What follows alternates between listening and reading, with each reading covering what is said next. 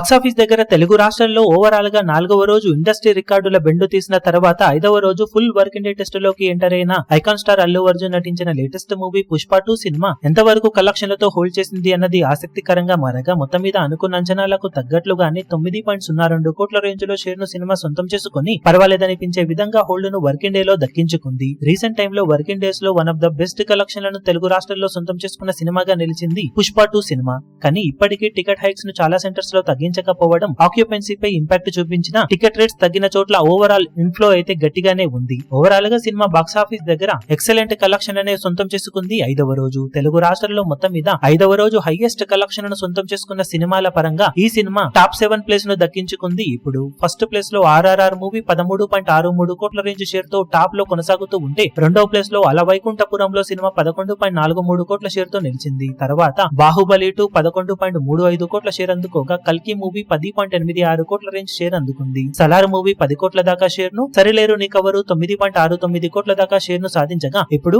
7వ ప్లేస్ లో పుష్ప 2 మూవీ 9.02 కోట్ల దాకా షేర్ ను అందుకుంది. వాల్తేరు వీరయ్య 8.8 కోట్ల షేర్ తో, సైరా నరసింహారెడ్డి 8.33 కోట్ల షేర్ తో, వకీల్ సాబ్ 8.30 కోట్ల వరకు షేర్ తో మిగిలిన స్థానాలలో నిలిచాయి. ఓవరాల్ గా వర్కింగ్ డే లో కూడా మంచి హోల్డ్ ను చూపించిన పుష్ప 2 సినిమా ఇప్పుడు లాంగ్ రన్ లో తెలుగు రాష్ట్రాలలో ఇలానే జోరును కొనసాగిస్తే మిగిలిన టార్గెట్ నందుకొని లాభాలలోకి ఎంటర్ అవ్వడం పెద్ద కష్టమేమీ కాదని చెప్పాలి. ఇప్పుడు మరి ఫైనల్ గా సినిమా మొదటి వారంలో ఇప్పుడు ఎలాంటి కలెక్షన్లతో తెలుగు రాష్ట్రాలలో దుమ్ము లేపుతుందో చూడాలి.